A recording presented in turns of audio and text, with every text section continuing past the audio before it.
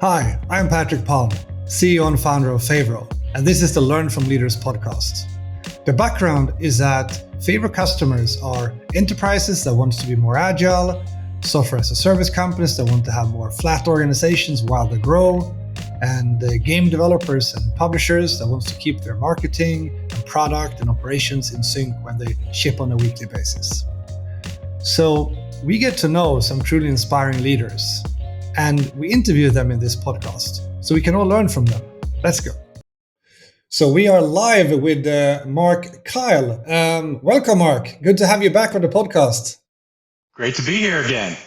Good to see you. Yeah, I'm starting to feel like Joe Rogan now or something, having returning guests. That's fantastic. Excellent. So for the ones who did not listen to the previous podcast I did with you, back then we talked about leading creatives, and you were pulling a lot of examples from your rich background, but maybe not everyone watched that podcast or know you since before. So why don't we start today's conversation around how to organize events in a much better way, and learning from what you've done with film festivals recently. Let's before we get into that, let's just get your whole story, because to be honest, your backstory could be kind of a whole podcast because it's very interesting. So we need to see if we can do the short version of it, but please just share a little bit your journey. Okay, you say I've been around for a long time. I have, actually. I started, I've led both small and large team efforts. I started in the late 80s in architecture. That's what I went to college for and studied for. But I only stayed in that field for a brief amount of time because that was back when, computers and CAD and 3D was all in its infancy. You didn't really have it commercially used. And I wound up actually spinning off of that and creating a studio to do 3D and really work on 3D animation and graphics and visual effects. And I did that throughout the 90s in Disney MGM Studios. We had a studio there in partnership with Disney Ideas. From there, I actually got out to the San Juans. That's where we're going to get into the San Juan, the Friday Harbor Film Festival. I first went to the San Juans back before college, just as a visit. I always wanted to get back. I fell in love with them. I went back in 99, early 2000, thinking I was going to just work on my own private projects and just, do that. But I wound up getting involved with Microsoft and the original Xbox launch. So Xbox launch titles. And we wound up doing, we're going to talk about a little bit about remote work. Even back then, we put a whole team, for Microsoft Studios that was external to the studio, but I had artists all over the world in 3 different countries, and we were all doing and building all the content for the Xbox launch title. From there, I went to EA Sports. I was there for a little while, and then went on to Director of Operations at LucasArts. We saw through the original Force Unleashed game. Then I went back to EA as Director of Post-Production. And, after that long stint, we're up at about 2010, I decided I wanted to ski. I wanted to take some time, get away from computers, get away from the corporate world. And I moved to Park City, and I skied I was there 7 years, but I also wound up, I love the outdoors, and I wound up working as a lift mechanic. And being the process person that I am, I was like, there was they needed process. I watched mechanics struggling to, how are we going to deal with all these issues on 75 lifts all over the mountain? How are you going to deal with all this as a lift mechanic trying to do your job, keep things safe? So actually, I contacted you about an old product that you had, Handsoft, and you said, "Hey, Favro, it wasn't even released yet, I don't believe, right? It was still an alpha or beta."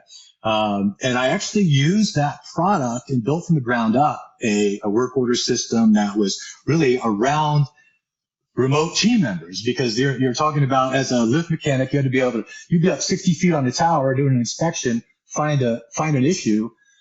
Typically that would take a 2-week turnaround to get everything, done in the old way. With the new on your mobile, take a picture, a work order is generated when you're still 60 feet in the air. I mean, it was that kind of straightforward. From there, I went back to, in 99, I went back to the San Juan Islands, finally. And I got involved with the Friday Harbor Film Festival. They started in 2013, their first festival, and it's a small local festival that's really around, documentaries around environment, social justice, adventures. It's a nice, really great little festival.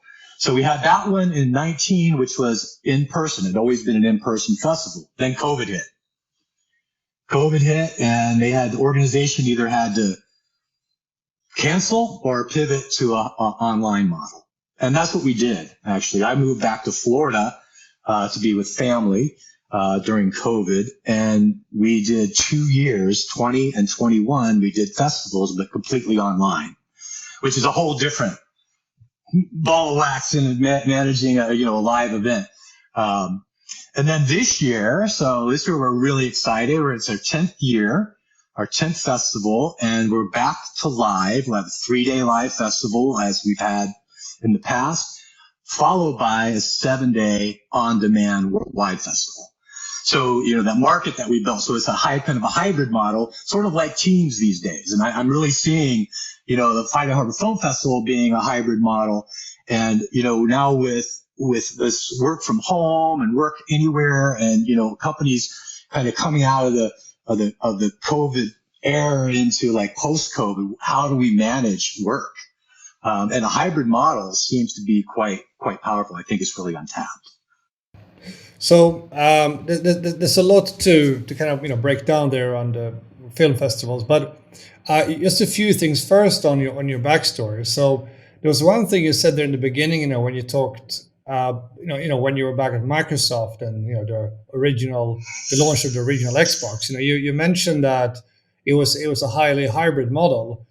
So what you're saying is that the kind of working partly remote, you kind of already did it back then, right? That's exactly right. I actually lived on an island called Shaw Island in the San Juans. At that time, it's a lot more now, but at that time there was only 2 ferries a day. So there's only way to access it by ferry. There's nothing on that island except for homes, private homes, no businesses, and 1 convent at that time. They raised goats, the nuns that raised goats. And we had a dial-up modem and STI computers. So that was my base. And then I had several of the artists that used to work for me in my previous business when I was at Disney Engine Studios and Light Point Entertainment. We were freelance. And then I would go in once a week. I'd fly down to Redmond and go in. I had an actual office there too, on site at Microsoft Game Studios. So yeah, we were doing remote work, and the main thing we did remotely is for example, in terms of assets, all the stadiums, all the 3D stadiums, we built those remotely, and that was one of the main things that we took care of in developing some how crowd display technology and some other things. But yeah, so we were doing hybrid back, and that was 2000, 2001, 2002. Yeah. Yeah, I mean, there's a lot of analysts, when they talk about what's been happening here with kind of COVID and remote work and kind of maybe more hybrid work now, and kind of how companies are coming out of it. And I think a quote which is starting to become kind of cliche now almost is that this was not a new trend. It was something that was already happening, but for other reasons. It was more by driven by opportunity, not by necessity. And now it's become rather the norm. So I think that's interesting. Another thing I of course have to comment on is that it's so cool with your ski resort example in Favro, because obviously a lot of our customers implement Favro to digitalize and become more agile. But since I'm an avid skier myself, and I remember you were telling how digitalizing the whole process of lift maintenance, how much that actually impacted uptime and for the ski lifts. I thought that was very fascinating, because it becomes very tangible Because when you go to a resort, okay, this lift is closed because of maintenance, and it's annoying.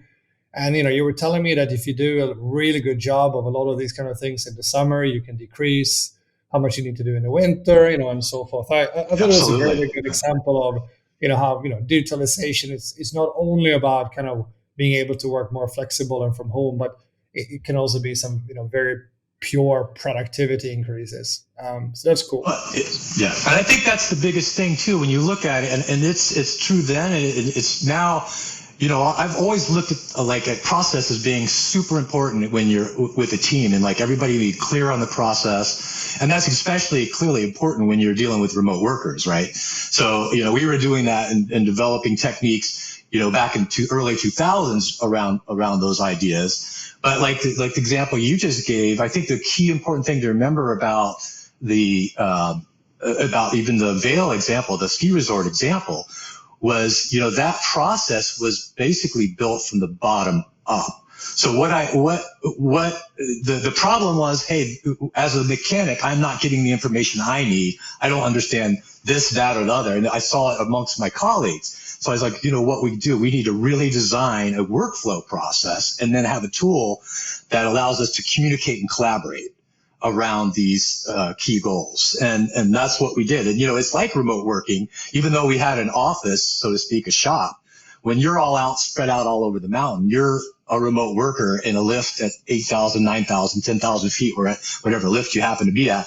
And that's your office. And you still need to collaborate with your other colleagues. So I think it was a good example for me of a completely different, I'd mostly been dealing with digital assets, right? Previously games, film, visual effects. And here was a completely, analog process, right? It's climbing towers and taking photos and then doing hard, manual labor work, mechanical work. And it really streamlined even that. So it brought home to me how important our process, and as a leader in making sure that when we design a process, particularly now in these hybrid environments, that we really understand the individuals on our team and their unique situations. Because office setting, you have a lot of core processes that are already built in, right? You don't have those in work from anywhere. And you have everybody has a little bit of different, your unique set of challenges and opportunities as a remote worker are different than mine, and they're different from. So it's a really interesting mix of where we are. I'm looking forward to seeing how some of the larger companies are maneuvering the landscape. So I do follow your podcast because I like to hear what other, what are gaming companies doing now? Next year I'm getting ready to embark on a pretty aggressive software development plan for something, a product that I'm working on. I've been developing over a couple of years, and it will. I'll have to deal with these things again, and it'll be quite interesting. It'll be. So we need to talk a bit about film festivals, because Yes. I find that to be very interesting. Because if we think about events, kind of generally, most organizations, they will organize events, small scale, big scale. For example, we have an on-site. We're a remote first company at Favro, but here in September, we will actually have the whole team coming together here in Vilnius, and we have a couple of days. So that's a big event, for us. But then we can also think about, let's say, industry events. We would go to various conferences, things like that, and then maybe it's someone organizing them as basically a commercial product. Or you can think about just your family and organizing a birthday party. That's a big event, or maybe an even bigger one, like a let's say a wedding. And I think film festivals are an interesting example, because in many ways it's a bit of the ultimate event, because there's a lot of moving parts, there's a lot of stuff going on, and it also has extra complexities. Like it's kind of the pinnacle of it's a happening, which is a bit of a pinnacle thing. So it has to look amazing. The look and feel. The lowest bar for that is very high. If you go to Venice Film Festival or Cannes or any of these, it's very polished, right? And you Yes, also absolutely. have celebrities being there, that might need extra work. And there's just that's a lot of stuff. You have been showing me some of the things you've been doing before, but I actually want to start in the end of productivity that we were talking about. What is your take on if you look at how a film festival, and you can take this one you've been working on as a specific example. If you look at how much people and time and resources did that take before, and now when you've been doing this kind of in a reiterated form, where it's been online and hybrid and so forth, and you had to organize it in a hybrid way. Did it take more people, more resources, or less? It was more efficient, or what happened? I'm so curious about the delta. What's been happening here lately. Okay, I would say definitely we have, because we like I said, we have it. We're at with the festivals in October, so our actual live festival, our in theater festival, is coming up.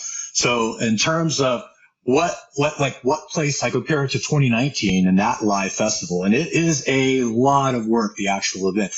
What people don't understand about film festivals, it's a year round, in particular ours, we're year round, because even if you didn't have other events during the year other than your main festival, you still have basically four main things in the festival. You have curation, licensing. Then once you choose your films, your film catalog, then you have all the licensings to deal with and all the filmmakers to see who can come, who's going to be. Now we have the opportunity to who's going to be live streamed. If you can't make it, we're going to bring you into the theater in real time for that Q&A at the end of the film.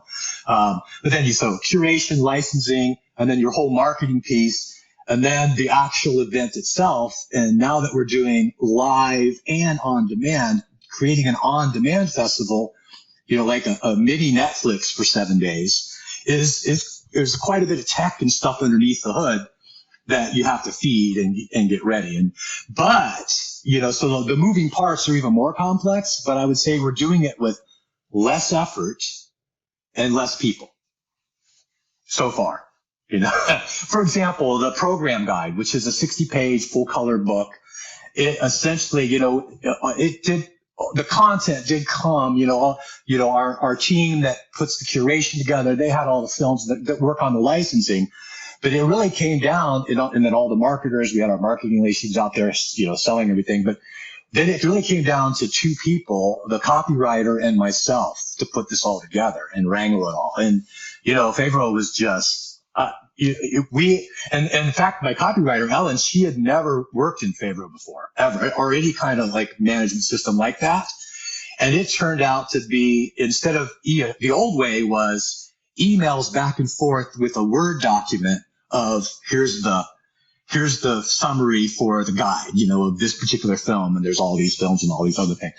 This became Favro cards for everything that was every page, and then every element on the page.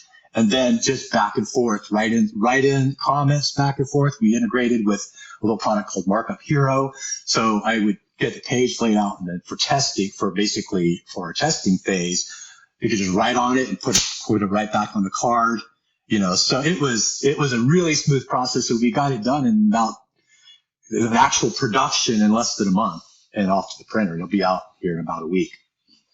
So yeah, I think it really has been this hybrid model. And here I'm in Florida, and the rest of the team's in Friday Harbor.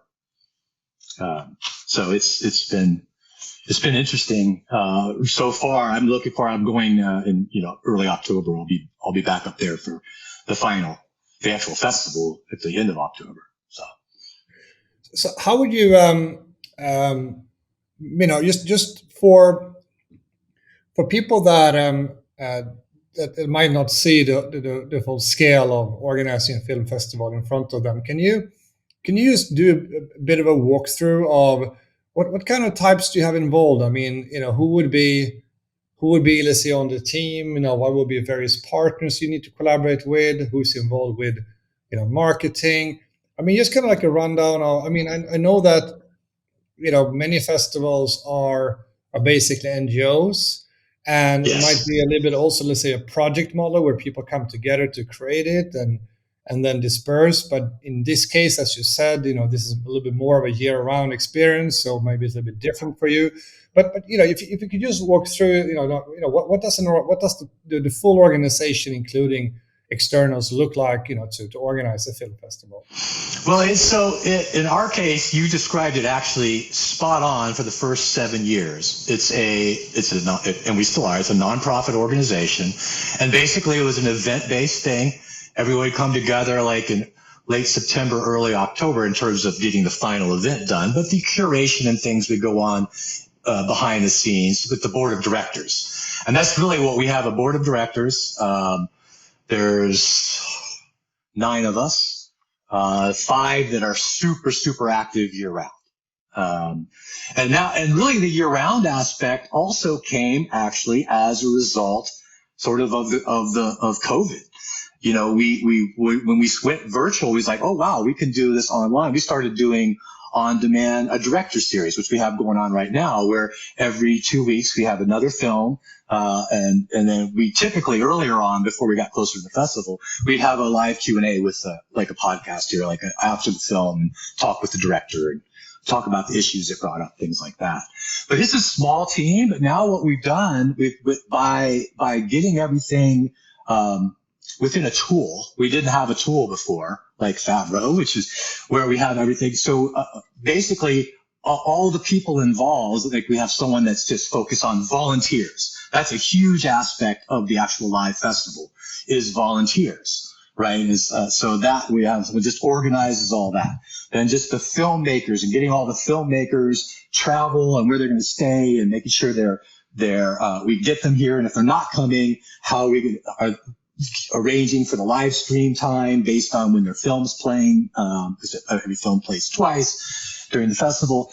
So you have that aspect of it. And then really the marketing and the actual content is primarily, as we're getting down to it, it's all digital. So I think the organization is very thin, and we do come together.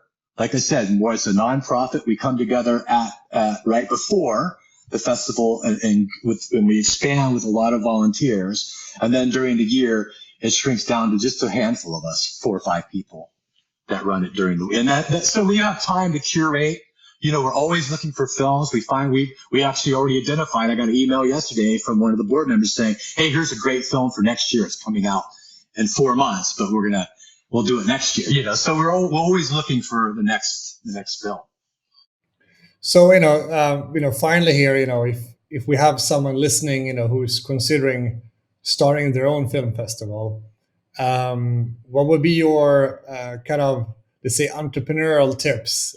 Things to watch out for, and things to keep in mind. Well, I think the biggest thing, and this is something we're dealing with now, because the whole model's changing. Again, this is a COVID thing. The typical model was you would license a film for a gross fee. Like here's one fee, lump sum fee, and that's to play at the festival. When you start getting it on demand, there's whole different other aspects there. So you're getting into profit sharing with our filmmakers, for example, online. And I would say, really, if someone wants to get into it and start a festival, really, you have to have people that are passionate about your particular, in our case, it's documentary film with meaning, and that's really, we say that's kind of our, inspire. We want to inspire people. We want to educate. We want to enlighten. We really want to bring entertain. So I would say just you really have to get a good core group of people that are passionate about having that festival, and design your process, because there's a lot of moving parts. And if you don't have those parts defined in advance, you're going to miss something. Yeah, you're definitely going to miss something. All right, cool. Well, always a pleasure having you. Thank you so much for visiting the podcast again. Great to be here again. It was good to see you. All right, good. And for all of you listening, if you like this, you know what to do. Share it on your preferred social media, and see you in the next one. I hope you enjoyed that interview.